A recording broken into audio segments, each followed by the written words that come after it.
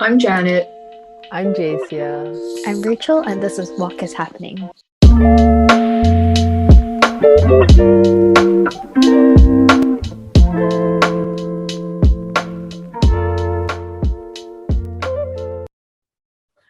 Hi, everybody.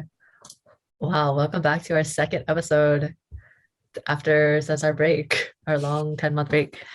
So today we're going to talk about uni and what it's been like since we came to uni. Well, I do medicine, and I think the course is very different from you guys because I know a lot of the other courses focus a lot on like writing and you have to hand a lot of stuff in. For us, we just have a lot of lectures and doing because in HKU we have e-learning. So they basically film the lectures already and they have animations and stuff. And then we have to watch specific video sets every week. And then we also have a lot of practicals. We have case discussion groups called PBL groups, problem-based learning, where they give us like a patient case. They give us the first page stating like the details. We discuss about it. They give us another page like about the progression of the patient, and then we continue discussing about it. And that's what PBL is. And in our PBL groups, we also work on other subjects together. Like we do dissections together. We take a course called Medical Humanities together, basically learning about like doctor-patient relationship, things like that. Yeah, we do a lot of group work and a lot of like physical learning stuff. Yeah, we don't have a lot of like essays to write. How about you? Let's hear about your course. Well, for me, I think it's definitely a mix because I do psychological and behavioral science, and LSE is it's a social science school basically. So I think I'm on the course that's the least social science like out of every course that the school offers. So there is a mix of both, but it definitely does still lean towards the social science side of things. So I have like discussions as well, and I have lab sessions. So what they make us do is they make us code. So because there is a psychological aspect to the degree, the coding is basically for like data collection and collation and synthesis, so we can analyze results and stuff like that. So that's definitely more of the, I guess, techie side of things. I don't know, like the less I don't know, social scientific side of things. But there's also like discussions about obviously course content and the behavioral science bit.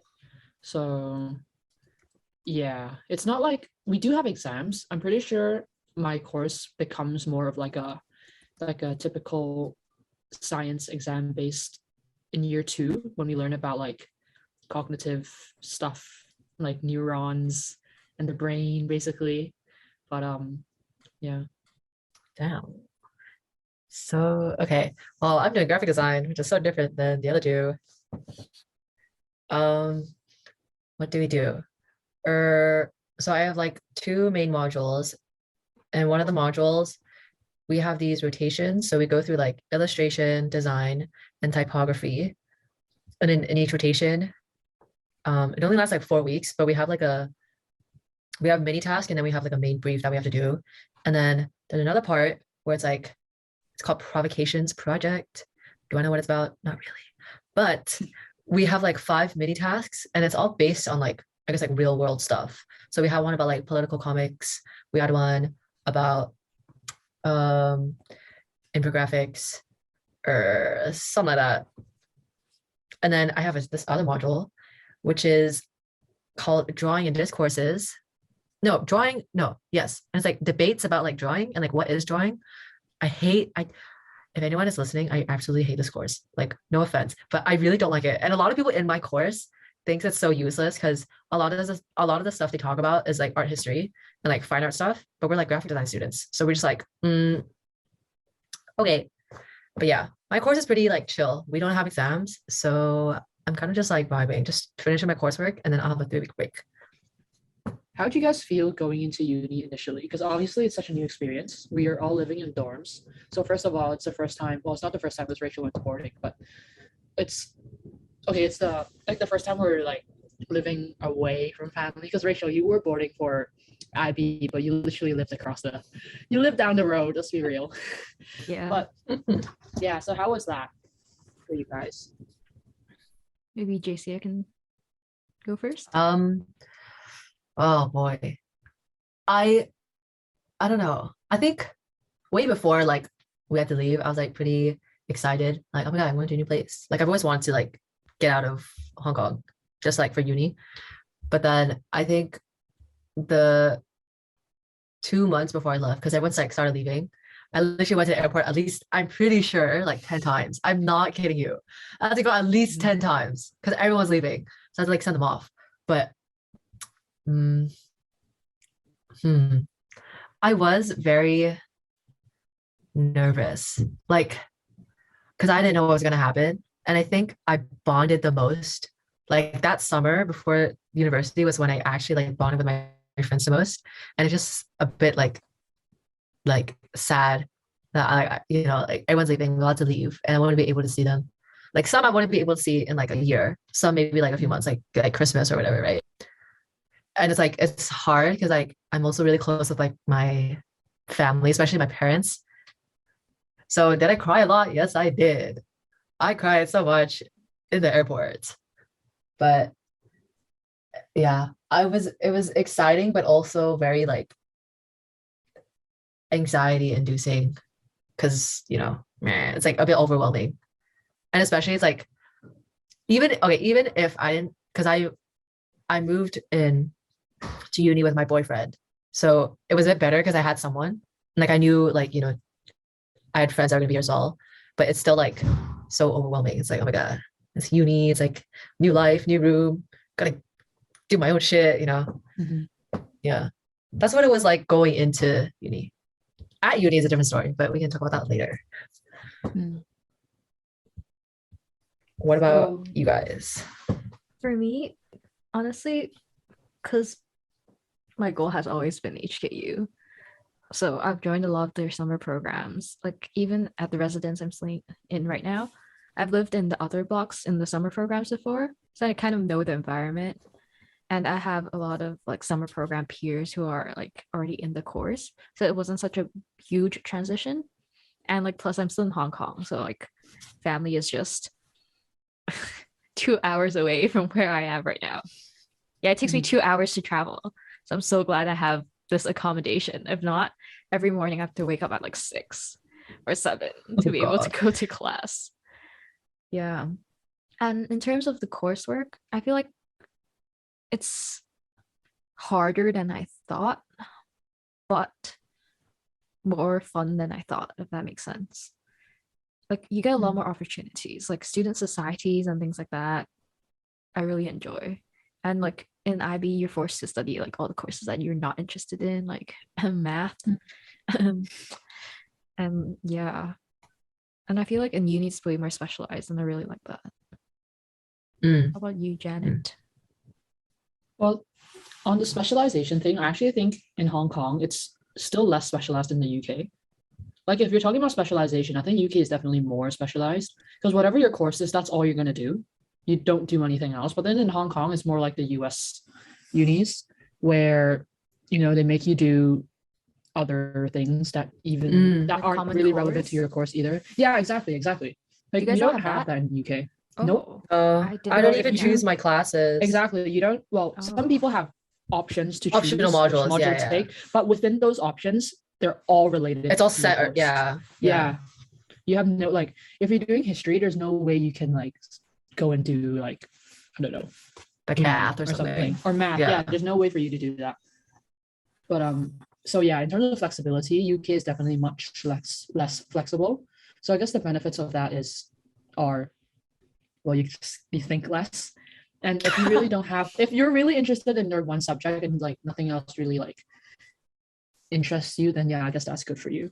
But I think I do appreciate having a bit more range in terms of subjects. Mm, But it's not like I don't like what I'm doing, but yeah. But in terms of settling in, I arrived, I think 2 weeks early, 2 weeks before school was supposed to start, but 1 week before welcome week, freshers week started. And at first, um, I think it was okay because I did meet some people in Hong Kong who would be going to the same school as me. So I did know some people, but I was definitely quite homesick for the Mhm. first week or so. I'm like, it's a weird feeling. Like, I admit it, I didn't expect to get homesick because I don't know, the way I usually am, I just didn't expect myself to get homesick, but I did. And I don't know how to describe it. It's like you just don't feel like doing anything. So you just stay in bed all day. And um I think I'm quite introverted or shy by nature if I don't know you. Obviously, if I get to know people, then I can get a little loud. but but yeah, so that was quite difficult for me coming in. And on top of that, I had the stress of not knowing if I was able to do the course that I wanted to do. So that plus the homesickness really did take a toll on me. But I'm fine now. So yeah, we worked through that. I don't know. Like, um, yeah, same with me. I would say the first month, because I started, um, so our freshers week was like end of September. And for us, it starts the day you move in. And it's like the whole week. But because because we have what 16 dorms here. So it's actually 2 weeks. But because like, I don't know, it was at the beginning, it was so lots of anxiety.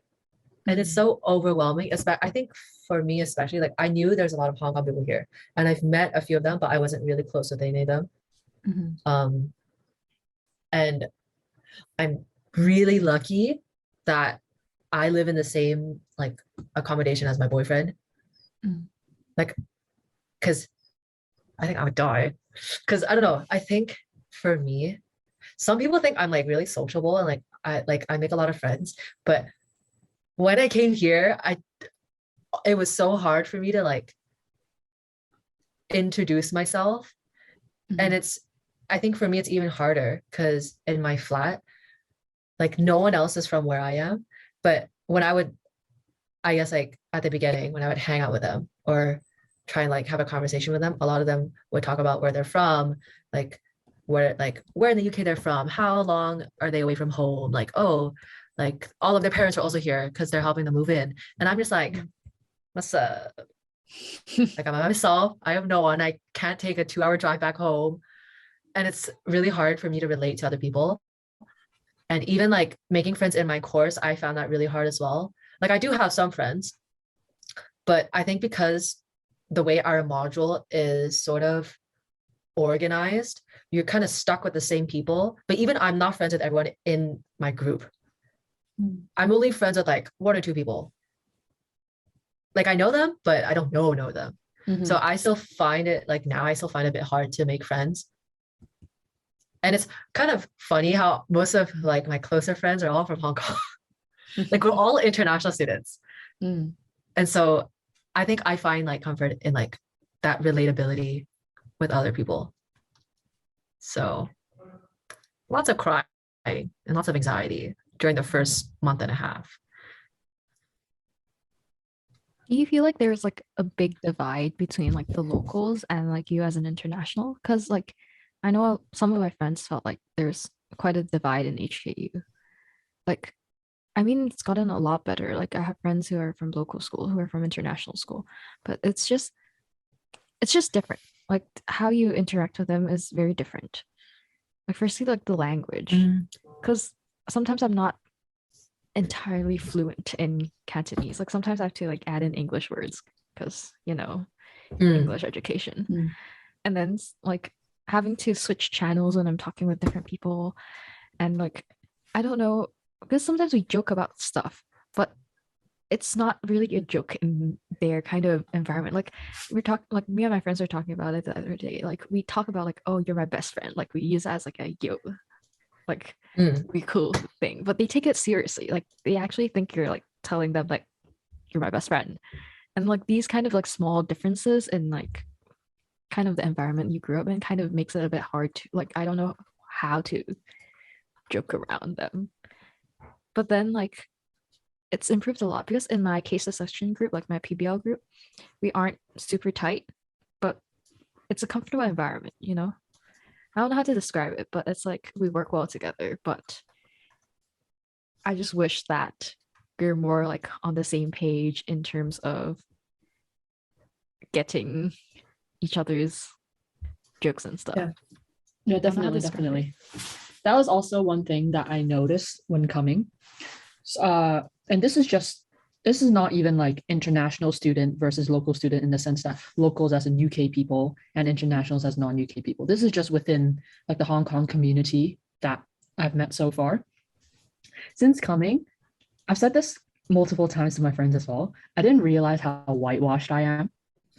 like, like we laugh, but it's so true. And the thing Yeah. is, this is interesting to me because when thinking about secondary school, the way that we were at secondary school, I actually considered myself and my group of friends to be one of the lesser, or to be like Mhm.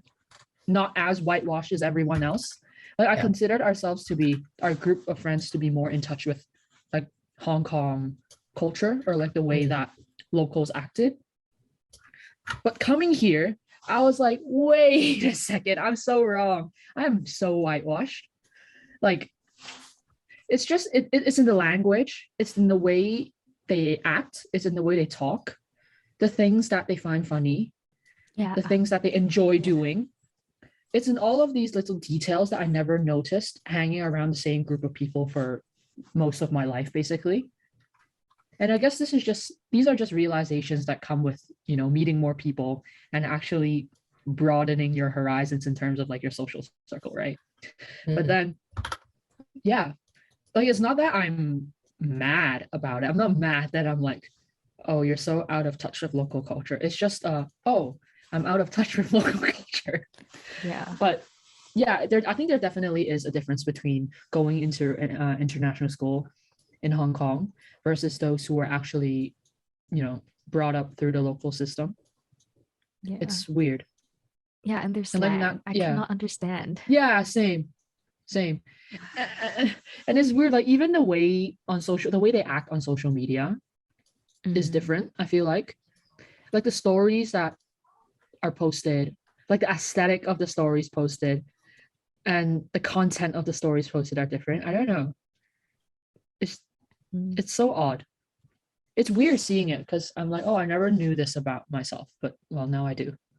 Exactly. So, Like I didn't and know. I have picked up on different things from them, and I'm sure they have from myself as well. But Also academically too, like you realize there's such differences between like DSE and IB. Like when we're going through like our labs and they'll be like, oh my god, yeah, we learned this in DSE. We learned about like the whatever brain's head structures. And I was like, wait, what? What is that?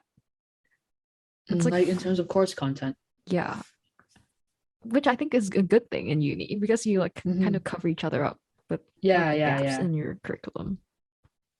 But And then how's even it in so, UK? yeah. How's it in UK?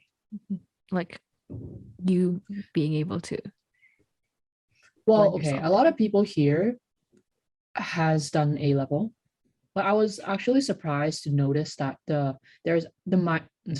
people who studied at international schools in Hong Kong studying in the UK were actually in the minority. And I didn't expect so little people from international schools in Hong Kong to be studying at UK unis, or at least this is at least for my school. A lot of people are people who studied the local system, left maybe for GCSEs or sixth form, and did boarding here. A lot of them are like that, most of them actually. And if not, there are some people who studied at local schools, but even then, they did IB at local schools. So for example, like DBS or like SPCC or like schools like that. There are DSC, but I think only one or two comes to mind. Or maybe I just haven't met enough people. But Yeah. I don't know. Because I'm not actually friends with a lot of Hong Kong local people here. Because there is there's a Hong Kong society, but I'm not in it. Because personally, I don't really like fit in because my Chinese is not that good anyways. So, and I'm like in terms of like if you're talking about like whitewashing or like the most like I'm so I can't even like speak properly. And sometimes because I'm friends, so I hang out with my friends and most of them are like from Hong Kong, but they're from like Mhm. they're either from art, like I have one from RC, like in the year above me. The rest are from like a local international school. Mhm. And so sometimes like I get made fun of because my Cantonese, like apparently I have an accent when I speak Cantonese. I don't hear You it do because actually. I'll see A little, a little, a little. this is what I'm showing. But yeah, so I don't know. I don't really know, but I don't really it is really different because it's I think also hard to have like a normal conversation or like just speak Cantonese without being like, what are you talking about? Or like Mm. and 'cause it's also like kind of funny because we're in Chinese restaurants. Some Chinese restaurants only have the Chinese, but my Chinese is pretty bad. So I'm just like I'm reading all the options and I just cannot read a single one of them. Or if I'm like in a Hong Kong, like a if I'm in a Chinese restaurant and it's like Hong Kong people own it and I'm like ordering, I still have to do like yako ego or Mm. yako ego, you know, it's kind of funny. I don't know. I've definitely spoken a lot less Chinese since coming here. Because like my group of friends, like of course I know some Hong Kong people, but like my group of friends that I hang out with the most here, only one or two other people are actually from Hong Kong. Like they're still like mostly Asians, but not from Hong Kong. So we do speak English mostly. You feel like you're And like like losing a part of your identity, like being yeah, in that environment. I think so. Like this is definitely something I've thought of even before coming. When I remember what was it? It was some Chinese holiday, basically. And we were in the car and my mom was like, oh, today is da da da da day. And I was like, oh, not today. She's like, oh, da da da day is coming up. We're gonna go to like Papa's house. We're gonna go to grandma's house and like celebrate or something. And I was like, oh, okay. And I had the realization that I don't actually know when these Chinese holidays are, what they're for. Well, I know what some of them are for. I don't know all of them. And I thought to myself, like, is this am I going to be the generation where this tradition is lost? Because if I don't even know when it's happening, if I don't even know why it's happening or what is happening, how can I expect this tradition to pass to the next generation, you know? And all of a sudden I was like, whoa. Yeah, so I did have this realization even before coming, and that's definitely solidified even after I've come. But it's definitely a part of me that I don't want to lose, even though I do feel myself losing it. Like even I feel myself losing my Chinese. Like there's like words that I struggle to write sometimes. You know, when I text my parents now, I force myself to use 手写版, the handwritten mode, just so I remember how to write certain words. Even though I have to stop like every 2 or 3 words and think about, okay, I know what this word looks like, but what does it really look like, you know? And then I struggle. I do the pinyin. I'm like, okay, let me try and do this again. And I try to write it again, just so I don't lose it. Because like when else am I going to write Chinese? You know, like never. Unless until I come back, maybe. But even then, I just don't want to lose it. And I don't know if that's a part of me is like, oh, you spent so many years doing this thing. Don't lose it. And another part of me is like, you're Chinese. Like, I don't know. It's just. How about you, Jaisia?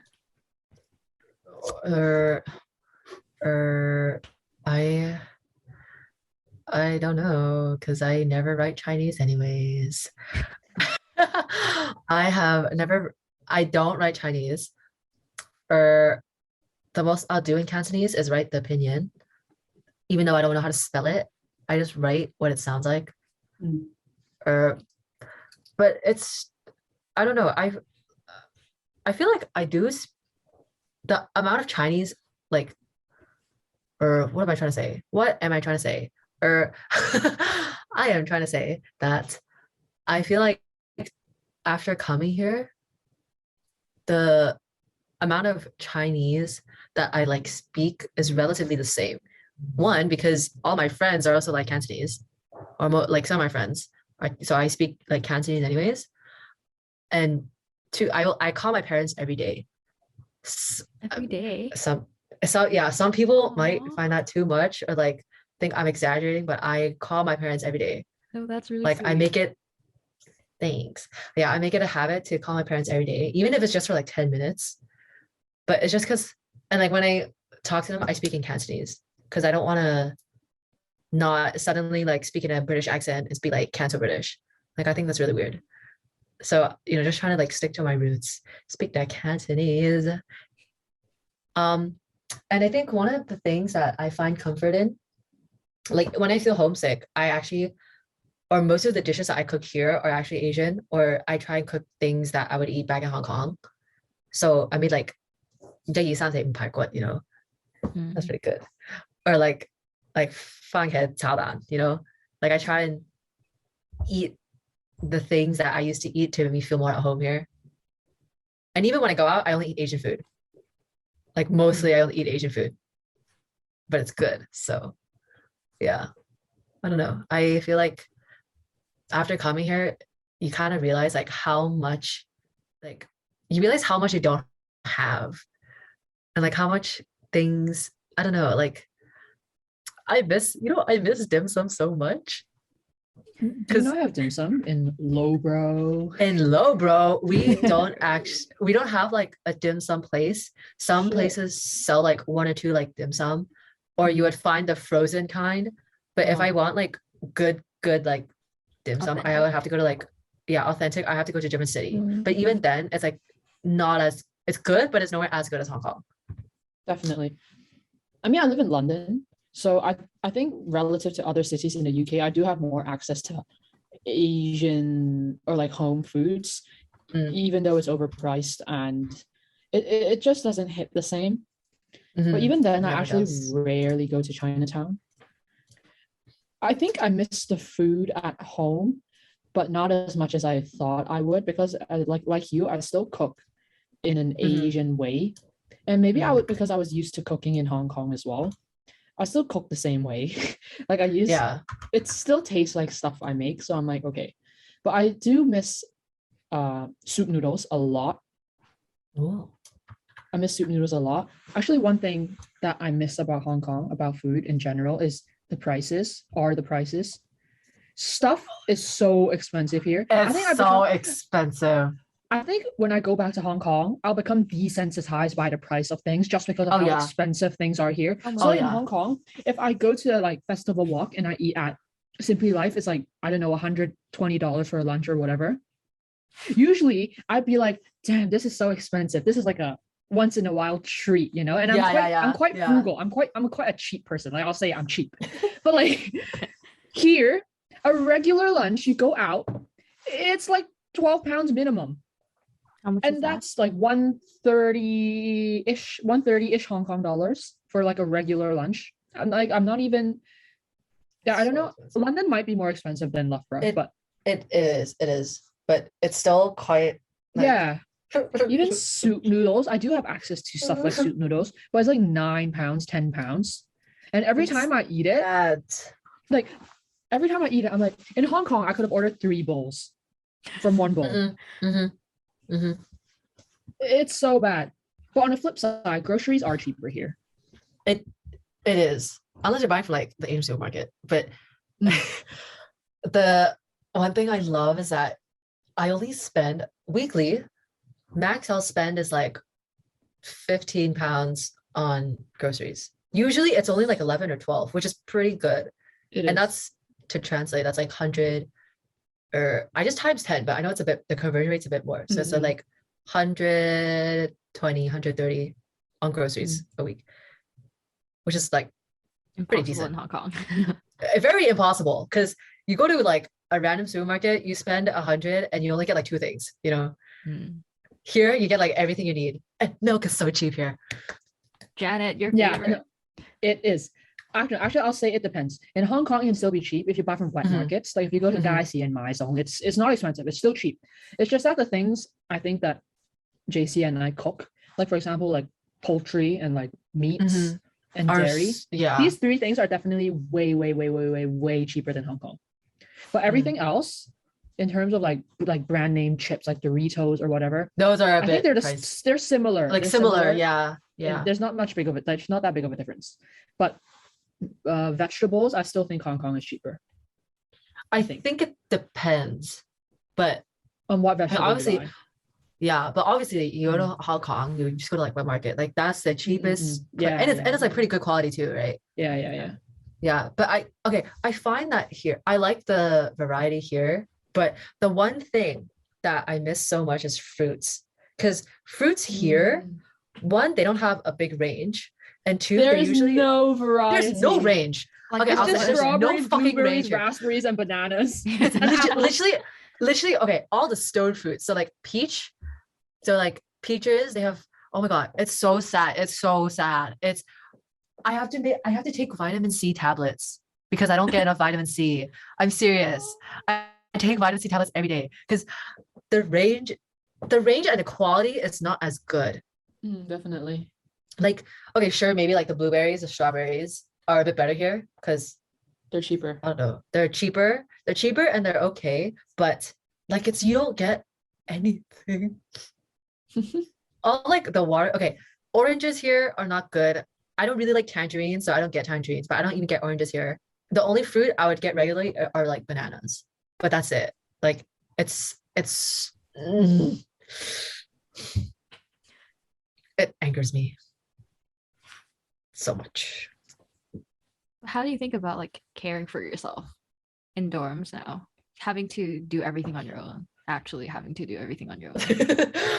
uh, I don't think it's too bad. I wouldn't say we Um, do everything on our own, actually. Yeah. I think I'm really? still.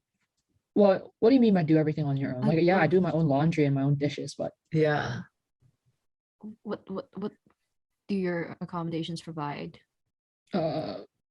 everything. Yeah. Like a bed, a closet, a Wow. drawer. What do you mean by everything? Like cleaning, like, or what? Because they Yeah. they clean like for No, like- us, they clean the kitchen and the bathroom. Yeah. So we don't have to clean it. And there's like if something's broken, you just tell reception and someone. Yeah, comes they for fix you. it. We don't have to Yeah. pay our own like Okay, I water take my bills or question back. utility bills and stuff. This is a question you ask like 8 months down the line when we rent private accommodation. Yeah, like next year. Both When of we you are have to, like, renting? I think Yeah. So I already Oh. signed my contract. so far so good, I think. Well, I live in a catered hall. It serves dinner Oh. 6 Mm. nights. Sorry, it serves. Oh yeah, yes, it serves dinner 6 nights a week and brunch on Saturdays. And then I take care of breakfast and lunch, which is fine because those are. Relatively But- easier. Yeah. Mhm. Oh. I don't have catered. Do you have catered, Tracy? No, I'm self-catered. So I have to Yeah, but you live in Hong Kong, Rachel, so it's fine. You Yeah. go down and there's like Yeah. tiny.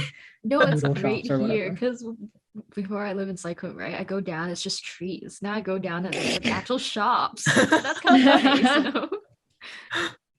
The weather is something I'm starting to get used to, I guess. The sun It's rises shit. at like 8 and I the hate sun it. sets at like 3:30. 4. I hate it. Yeah. It's terrible. Yeah, it's so bad. What the hell? As much as I like to dress nicely and layer in the winter, I cannot tell you how much I miss the heat and the sun. Like I know Hong Kong is like hot and humid, but I don't give a shit anymore. Like I miss it. And it's just like, okay, I think the weather in Loughborough is a bit better than in London because when I went to London for like a week, it was shit. It was Mm. absolute butt cheeks. Like it was just sad. It was just like raining every day, no clouds, no, all clouds, no sun. Okay, no, the weather today, the weather these 2 days has definitely been better. Like it is sunny. And the sky is clear, like right now, but I do know what you mean. Definitely when you came, I remember that string of days, it was terrible. I know. And I mean, the one thing that surprises me the most is how fast the weather changes. Because the wind here is so strong.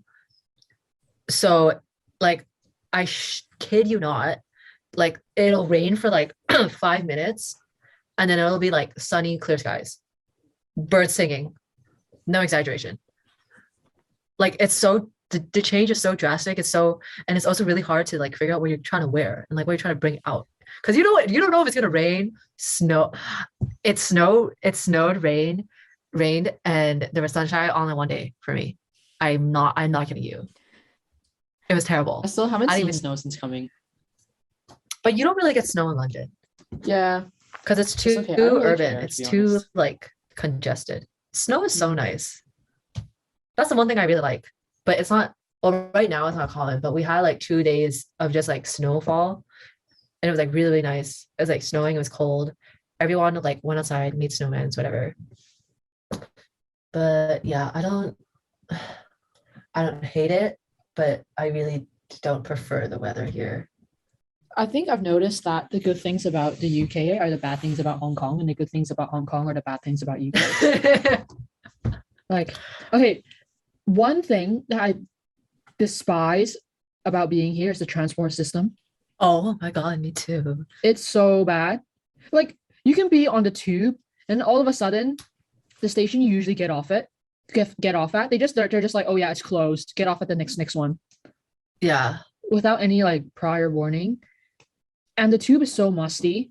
Oh, Like, it's so why do they use disgusting. fabric seats? Mhm. Like coming here, I didn't realize how good the MTR is. Like I knew it was good. I didn't know it was that good, you know? The MTR is goated. It's so good. Like It really I went is. I went to London for a week and I had to take the tube everywhere because it Mhm. can't drive. Well, and because we had an RV, so it's not like we can Mhm. drive and park anywhere safe. But you literally go on you go on the tube and you see like the seat marks of where everyone sat, Yeah. and then like the At the crevices. back. It's It's so, so it's like black and gray. musty. It's so disgusting. It's actually so bad. Like when I Because sit on the tube, I have to I sit don't, like I don't sit. I don't sit. I refuse.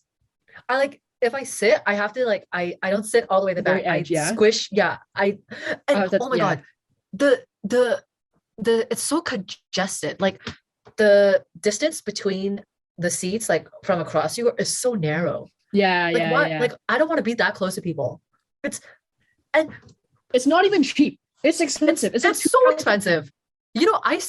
I'm pretty sure I spent at least like 20 pounds when I was there on Yeah, transport alone. It's And I was only there for a ugh. week. Imagine living there for a whole year. Yeah, the Mad. transport system is ass. Absolutely So mad. ass. Disgusting. So bad. I'm so Oh, glad because here in Loughborough, Mm. it's small. Like it's small, so you can walk anywhere. Like Mm. max, it'll take you like 30 minutes to walk you from like one side of the campus to the other. It's not bad at all. But then, I just have to take a train to like other cities. Mm. But yeah, the tube is absolutely mank. It is disgusting. Rachel, you would hate it there. Don't take a It's so tube bad. ever. Rachel, Just if I walk. say it's bad, it's cry. bad. Yeah, I cannot deal with Like germs. it's so bad. I'm telling you, it's. Oh God, Right, I the don't people wanna here think don't about even it. care. I see some people wearing shorts and they just freely sit on the tube. I'm like, I feel bad for Oh, your skin. I your know. thighs. I Like, fucking know. Like, bro, like, get why? the fuck up. and oh my God, dude, this Ugh. one. People in like when you're in the station and it's dark, even the stations are so fucking disgusting. Yeah, they Like are. you just see dirt everywhere. I'm pretty sure I saw a rat once, but I'm not actually sure. Honestly. It's so disgusting. And this one guy, I think this guy was drunk, but he was shirtless. He was shirtless and drunk, but he was like Yeah. a middle-aged guy. And it was so disgusting. It was like not even like nighttime. It was like 5 in the afternoon.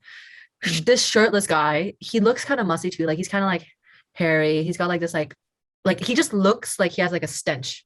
Mhm. So imagine he's like shirtless. I think he was wearing shorts and he just sits on the tube. And then, oh my God, I kid you not, because he was in the other car. He was like taking selfies on his phone. But imagine like this old, Mhm. I'm pretty sure he's like 40 years old, shirtless, drunk, stenchy, stinky guy. Just like, it was so disgusting. And I'm pretty sure he almost laid down on the tube chairs. Oh. And the crime here. I didn't realize how Oh. safe Hong Kong is. You can tell your Oh, Hong Kong story is now. so safe. Oh my God, yeah, my story. But okay. So basically my phone got stolen. The crime here is so bad, okay? It's terrible. Okay. I was on the street. I was literally texting JC. Like, I kid you not. He took my phone on the screen where I was texting JC on. Like I was texting her and she was probably wondering like, why the fuck did she just stop typing? Yeah. She was gone Honestly. for like half an hour. And we're trying to like Yeah. make up plans to meet up. Yeah. So basically, I was, I don't know, 5 minutes away from my dorm. I was walking back from the tube, and all of a sudden, this guy on the bike just takes my phone and then just cycles off. Like he just snatched it from me, and I was holding it. Obviously, it's my fault. I wasn't alert enough. Like I shouldn't be texting while walking in the first place. So that's on me. But this doesn't happen in Hong Kong, you know. But now I've learned my lesson. So he took my phone and then started like, at first I was like, oh shit, what the fuck? So I started yelling, and then I tried to chase. So obviously there's no use, but that was just my instinct to like just start chasing. And I started yelling. I told the people, stop this guy. He took my phone. And they just didn't give a shit. Like it was like a family of three, like with like a baby stroller or whatever. And the guy was just like, oh, okay, whatever. Like this probably happens a lot. I know this has happened to a few other people as well, but damn, I was panicking for like the first 30 seconds. I was like heavy breathing, like quick. No, I was quick breathing. I was like, what the fuck just happened? And after 30 seconds, I was like, okay, calm down. Even if you panic now, your phone is not going to magically appear. So then I collected myself and I walked back to my dorm calmly. I walked into my friend's room and I was like, okay, so my phone got stolen. And he was like, what the fuck? And then I reported it to the police. I called and it was literally voicemail. And they're like, oh, if it's something crime, just report it online. And I was like, okay. So I reported it online and yeah, that was that. I got my crime reference number. And I was like, okay, fuck. Then the next morning, I find my iPhone alert that said, oh, my phone has been activated at like this town called Walworth, not a town, but this area called Walworth. So I told my friends, and my friends were like, let's go there and get your phone back. And I was like, what? But okay. So like 5 or 6 of us went there. We took the bus there. We stood in front. We followed the Find My iPhone address and we realized it was in one of those like off-license phone shops. So we were like, okay, the thief definitely sold my phone to one of these shops, or the shop owners were the thief. Okay, like one of them. So we stood there, and you know how Find My iPhone has like a ringtone sound? We were like, okay, we shouldn't play it now because once it plays, they'll know. So in the beginning, we acted like we were just trying to buy a phone. We were like, oh, I'm looking for an iPhone, maybe 11 or 12. Like we were trying to like not be specific. So it's not like I'm exactly looking for this thing. Maybe iPhone 11 or 12, 256 gigabytes. And my phone was purple.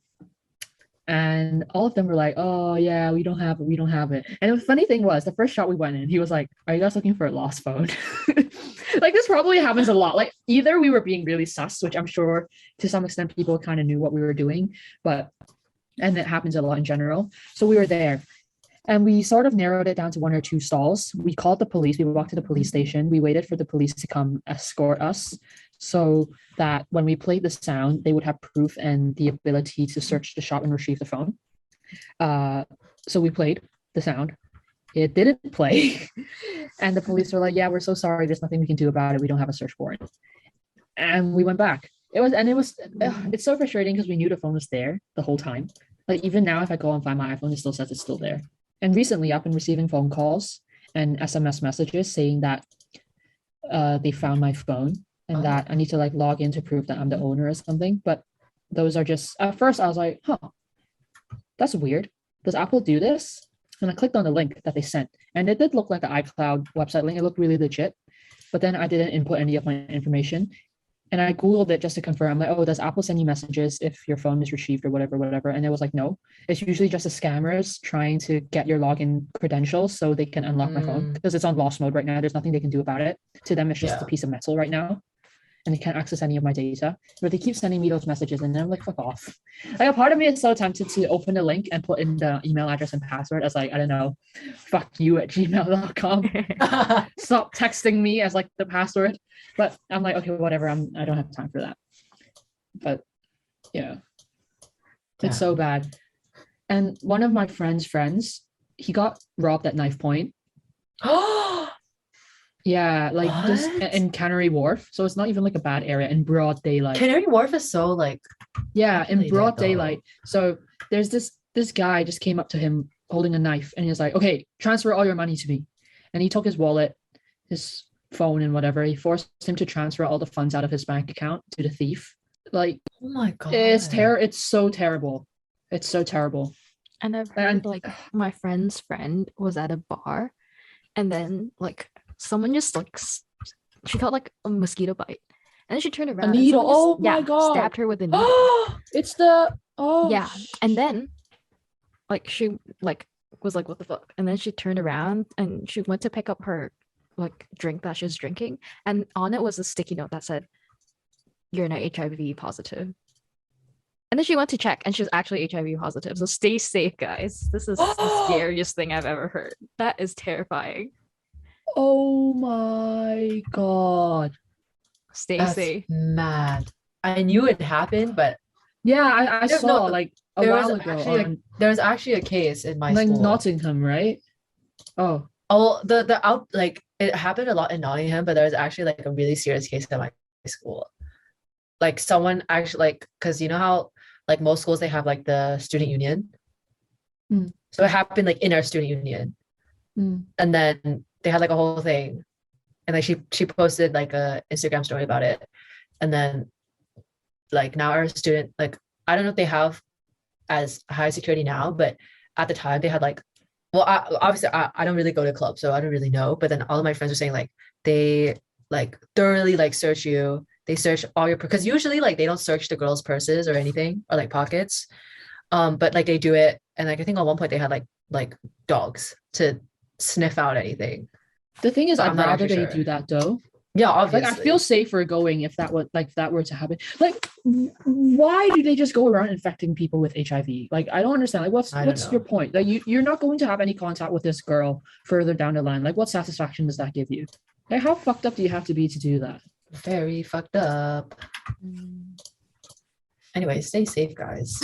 Yeah, it's Take as much precautions as you need because you never know. Cover your drinks. Don't trust anyone. don't let your guard down. Yeah. Like, just because everyone around you seems like if the norm is everyone seems to be fine, don't think that it's okay for you to then, oh, everything's fine, it's fine. Because that's the reason why Why it my happens. phone got snatched in the first place. Because when my guard was down, I didn't expect that to happen to me. So I just didn't act like that was ever going to happen to me, Should we wrap it up there? Let's wrap up. We ended on abrupt a way to end, sad but- and like dark note. Yeah, it's okay.